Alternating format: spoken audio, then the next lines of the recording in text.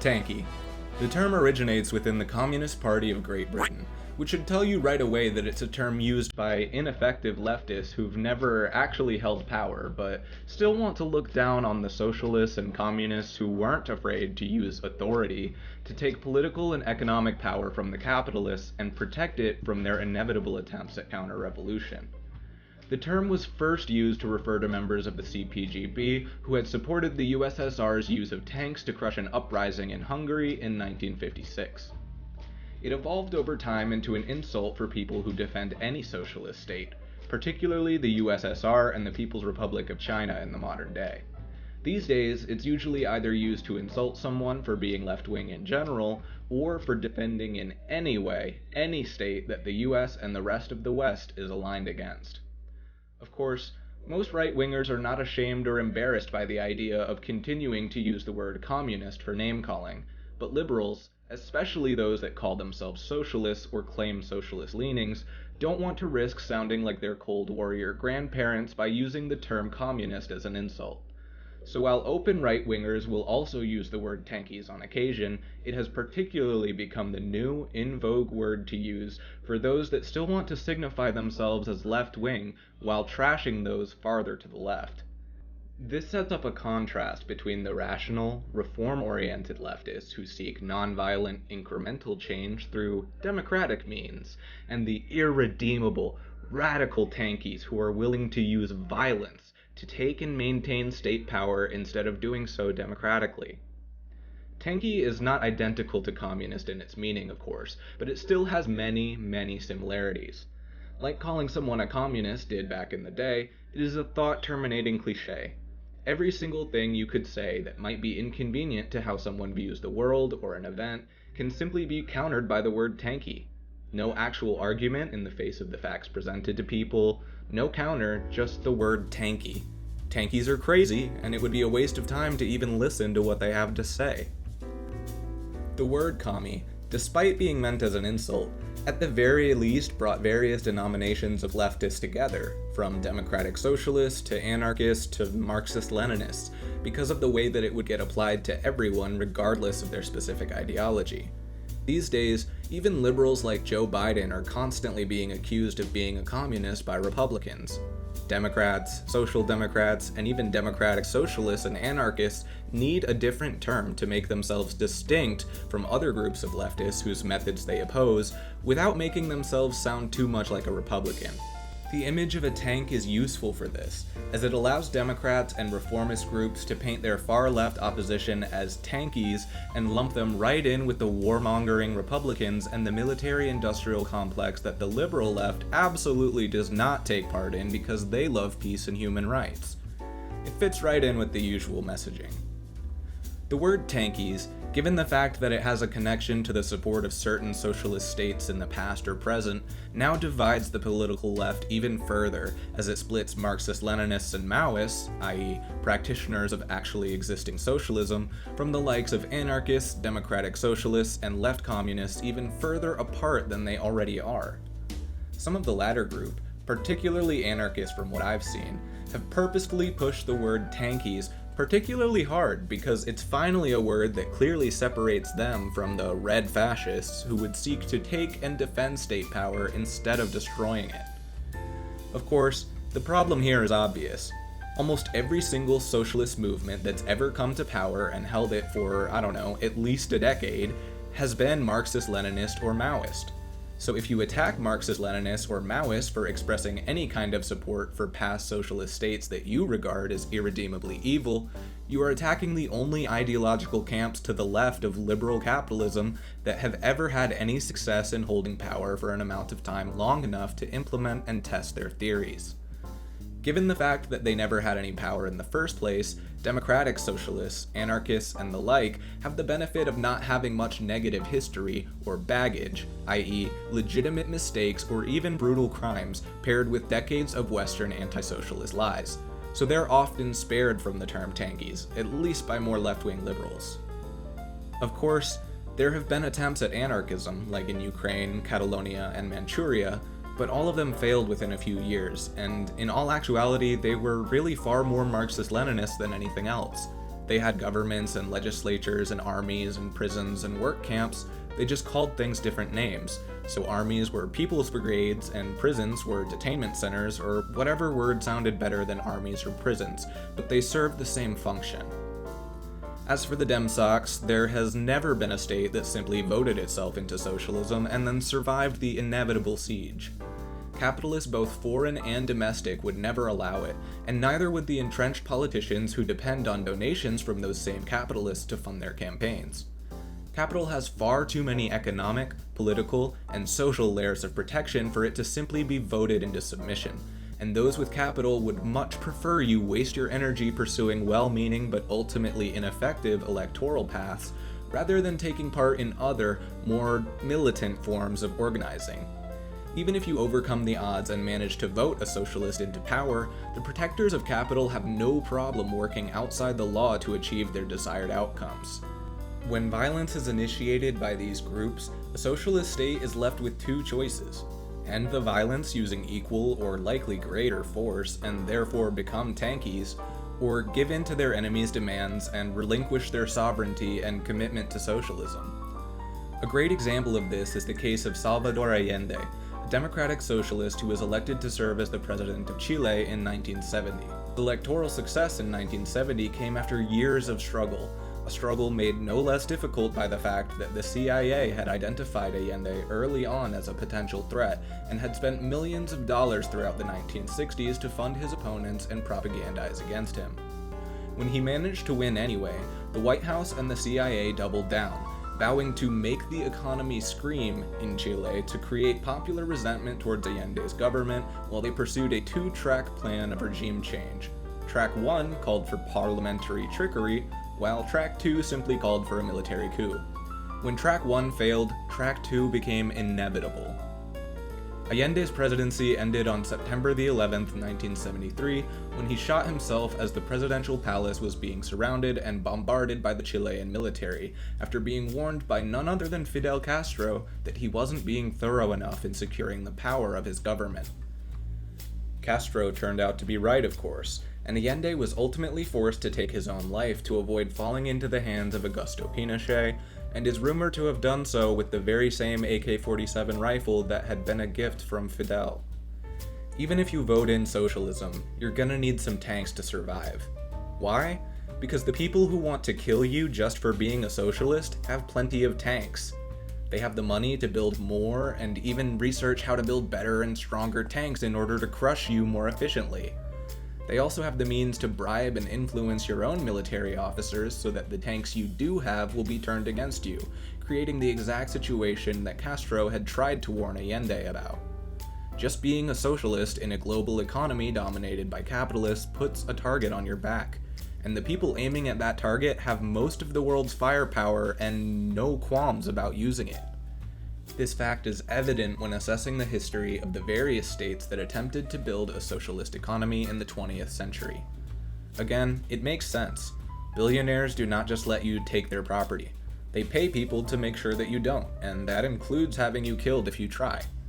So the people who hold the only ideology that so far has proved itself to be a rational and effective response to our existing material reality and the obstacles that have historically been faced by those seeking to establish a socialist economy are also the ones relentlessly demonized by all of the other so-called socialists as fascists in disguise. Now, this is not to say that at least some Marxist-Leninists or those who would claim to be MLs aren't basically fascists in disguise. They exist, and these are people known as the PATSOCs, or Patriotic Socialists. The PATSOCs, people like Infrared, Jackson Hinkle, and Caleb Maupin, are continuing the work of the LaRoucheite movement of the 70s and 80s. Lyndon LaRouche was a self-proclaimed Trotskyist originally, or an anti-USSR communist who then went on to work with the CIA to basically wreck leftist movements in the US, even going so far as to literally send armed men to communist marches and the like to attack others on the grounds of their not being real socialists. But it's incredibly dishonest to lump these people in with all MLs or all Maoists as being fascists in disguise, when Marxist-Leninists are constantly organizing reading circles, coordinating supply runs and mutual aid, when the majority are completely pro-LGBT+, pro-decolonization, pro-everything you should be pro if you're progressive. It's like if I pretended that libertarians were the same thing as anarcho-communists when they very obviously aren't, even though many libertarians will call themselves anarchists just because they hate the government. For a more mainstream-friendly example, it's like pretending that Joe Manchin represents the entire Democratic Party, even as he undermines bills that many of the other Democrats want to pass. He is a Democrat, but portraying him as the Democrat and representative of his party as a whole is dishonest. Ultimately, you need to assess someone's words and actions and not just their preferred ideological label. That's how you separate people like Jackson Hinkle from people like Second Thought. The Communist Party USA and the Black Panthers are both a complete destruction of the lie that Tankies, or people that support socialist states and emulate the parties that formed them, aren't real socialists or don't care about socialist action and actually improving people's material conditions. The CPUSA, from the 30s to the 50s, was the pro-USSR wing of socialist politics in America, and though its influence has been largely erased from history, and while it had many other issues, it was also by far the most influential and radical group for its time, helping to form numerous labor organizations and unions, and perhaps most famously playing an important role in the defending of the Scottsboro Nine. In the 60s and 70s, after the CPUSA was gutted by the Red Scare, the most radical organization became the Black Panthers, which were Maoist and Marxist-Leninist, and their leaders, like Huey Newton and Fred Hampton, openly proclaimed their support for the likes of Kim Il-sung and Mao Zedong. They were, by any modern definition of the word, Tankies. And just like them, modern Tankies are also extremely involved in their communities, in organizing and distributing mutual aid, in protesting, and so on. Whatever flaws they may have, it is a lie, a disgusting, delusional, easily disproved lie that all MLs are online LARPers that don't care about change in the real world. It is a carefully crafted lie meant to dissuade anyone from getting involved in radical action beyond the Democratic Party, because it makes people think anyone farther to the left than the Democratic Party is just a weirdo red fascist genocide lover. The problem, of course, is that for too many people, it isn't about the evidence, about what actually helps people. It's not about realizing that the truth might be a bit more complex than what you learned from your history textbook. It's about, particularly to the people that stand to gain from it, believing that the fascist LaRouchites and Patsocks represent Marxism-Leninism and Maoism as a whole because it confirms what they already believe about Marxism, and then they can ignore any evidence to the contrary. It's not even a unique behavior. It's the same mechanic that a Democrat will use to categorize all Republicans as trashy, racist, country bumpkins, or a Republican will use to describe all Democrats as blue-haired radical feminists. Stereotypes make for easy opponents compared to the diversity of opposition we face in reality. Of course, the designation of red fascist is particularly ironic when you look at how liberals and social democrats have, throughout history, ended up allying with fascism to stop socialism, specifically in the years between the two world wars.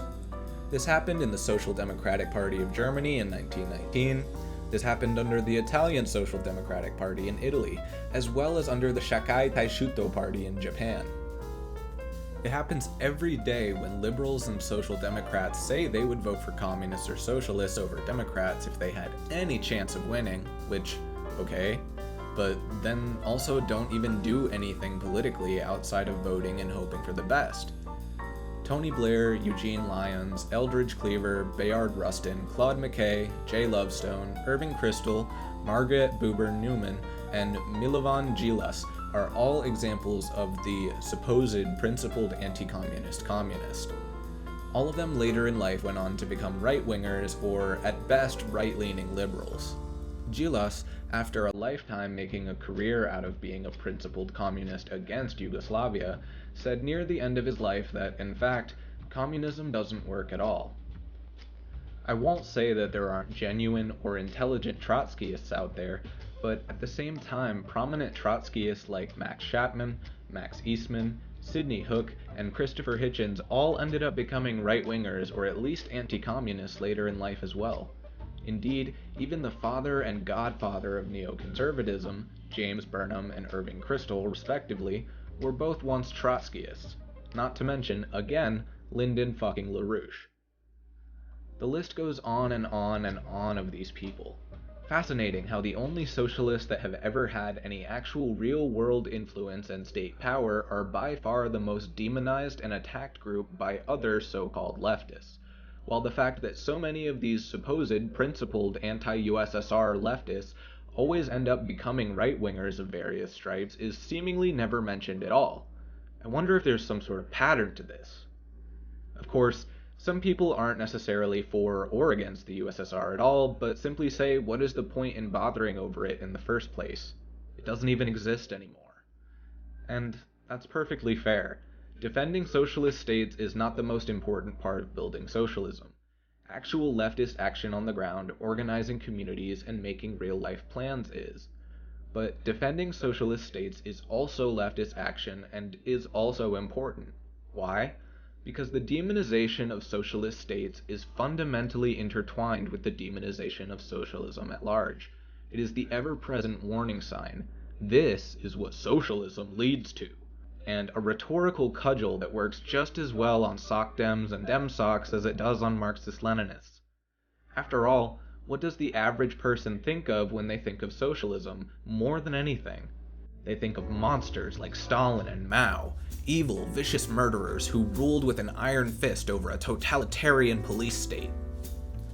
Regardless of how accurate of a portrayal this is, it's just not an effective strategy to instantly give in to that framing, to just say, you're right, the USSR was a terrible fascist dystopia, but that wasn't real socialism, or this or that, but this time, socialism is gonna be good. Some people might believe you, but a lot of people are just going to say you're just making excuses, or something along those lines, and you become very easy to dismiss. And even for people who are amenable to socialism, who still believe it can happen, simply believing the USSR was a dystopia on par with a fascist police state will still give them a lot of hesitancy at the same time. Why even try to have a revolution if there's a chance it might end up like the USSR? Why not try reform instead if it's less risky? After all, no well-adjusted person wants other people to get hurt, and in the immortal words of Chairman Mao, revolution is not a dinner party. These are all doubts that capitalists want to be raised. Bonus points for ignoring the fact that our current status quo under capitalism is already incredibly violent, and the point of the proposed revolution is to put an end to that violence as soon as possible. The correct belief, according to capitalists, is that the current status quo is both peaceful and just, and a revolution would be introducing violence where previously there had been none. What many people don't realize is that propaganda that demonizes socialist states, both past and present, is fundamental to propaganda that demonizes socialism as a whole. Anti-communist ideology is deeply rooted in and intertwined with anti-Soviet ideology. They support one another. They uphold one another. They make each other stronger. So by giving in to anti-Soviet ideology, you are giving in to anti-communist ideology, and you are dividing leftism even more than it already is. There's a reason the CIA poured endless millions of dollars and Nazi propagandists into crafting their anti-communist messaging through Radio Liberty, Radio Free Europe, and Radio Free Asia. There's a reason anti-communist leftists like George Orwell, Boris Pasternak, Leon Trotsky, and Arthur Koestler have all had their works distributed or reprinted by the CIA. Boris Pasternak's work being given the Nobel Prize was pretty directly thanks to the CIA's own promotion. Arthur Koestler's work was heavily distributed by the IRD and the CIA. George Orwell's Animal Farm was turned into a world-famous film by the CIA. There's a reason Robert Conquest was paid by a right-wing Ukrainian lobbying group to write the Holodomor genocide narrative into popular culture.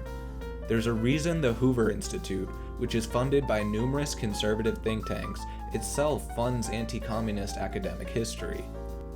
There's a reason the Memorial Institute, which is funded by the likes of the Boris Yeltsin Foundation, Boris Yeltsin being one of the main actors who led to the dissolution of the USSR, and the CIA-funded Radio Liberty participates in anti-USSR activism to this day, even though the Soviet Union is long gone. There's a reason the CIA-funded anti-USSR communist journals like the Partisan Review or Encounter magazine, through left-wing anti-USSR communist art movements like the Congress for Cultural Freedom. Specific left-com literature and art was promoted so heavily because of this same fact, because of how much more convincing anti-Sovietism would be coming from other supposed leftists instead of just being obvious right-wing propaganda. The intentions of anti-USSR leftists like Pasternak and Orwell may or may not have been to create a fundamental world culture of not just anti-Sovietism, but anti-communism. But that is, regardless, exactly what their work has done. When you spread anti-socialist state myths, you may think, whether you believe that particular myth or not, that you're simply serving to make socialism seem more palatable to people turned off by the likes of Stalin or Mao. But what you're actually doing is simply playing right into the hands of the capitalists and the fascists by continuing to perpetuate exaggerated or outright dishonest myths about the most significant socialist states that have ever existed. After all, the purposeful intention of opponents of socialism is not to disavow states like the USSR because they weren't truly socialist or because they betrayed socialist ideals, but because they tried to be socialist at all. As such, they seek to sow doubt in the minds of anyone who might ever want a different system than capitalism, those to whom socialism might even look good on paper. Anti-socialist state narratives directly serve the interests of capital by demonizing the one political movement that has ever remotely posed an existential threat to capitalism by offering a promising replacement that can actually defend itself. In spreading these narratives, these uncritical demonizations, you are, whether you mean to or not, directly serving capitalism. Ultimately, it's an important task to shift the understanding of states like the USSR from the idea of it being an outright disaster to the reality, which is that it was a flawed but impressive experiment that accomplished a great deal against incredible odds. The USSR had many, many flaws, errors, and shortcomings. But it is a fact that no other country with anywhere near the USSR's levels of political and economic power ever, relatively, did so much material good in comparison to its competitors at the time. No other country lifted itself from a third world backwater to a world superpower in such little time, and in the process improved the living conditions for countless millions at a pace that the world had never seen. No other country than China has accomplished such rapid development and modernization since. No other country liberated women to such a great extent in so little time for its time.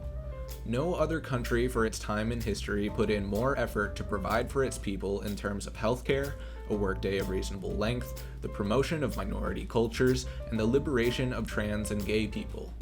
No other country supported so many numerous liberation movements across the Third World to help emancipate countless people from their colonial oppressors. No other country, basically as a virtue of merely existing, helped usher in the foundation of social democracy in Europe, which was promoted in Europe as a way to help avoid violent revolution. But instead, people will just say, yes, the USSR was a complete failure, and it's easy enough for Americans to accept that uncritically because the Soviet Union isn't around anymore, and we've only ever heard about how evil it was and how awesome it was when we defeated them with capitalism and freedom. The USSR was a disastrous dystopia, and there is nothing to learn from it or respect about it. Bullshit.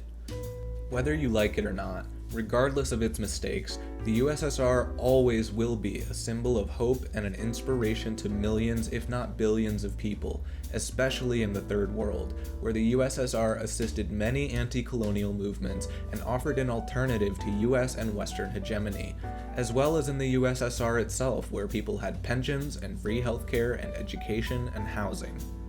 There are many things that can be learned from both the successes and failures of socialist states like the USSR that can be applied to the modern day, and simply discounting its accomplishments because of its setbacks or reflexively and emotionally calling anyone who offers the lightest defense of it a red fash Tankie is a promotion of and a capitulation to the anti-communist historical project advanced by capitalist think tanks and historians since the beginning of the Cold War.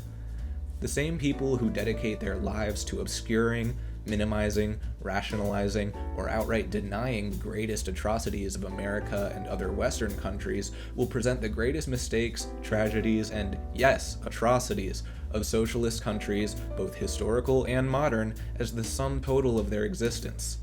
If America were one day given the same treatment by future historians, we would be remembered only for the genocide of millions of Native Americans, the enslavement of millions of Africans, lynching, segregation, the KKK, police brutality, foreign interventions and coups, and a string of disastrous wars overseas that eroded any international goodwill we had built up with our contributions in the world wars.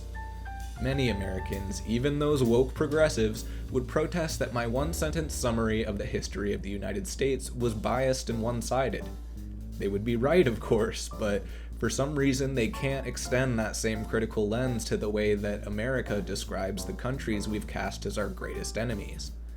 Of course, in the end, you don't have to waste any of your time defending socialist states like the USSR, but at least don't spend your time demonizing them.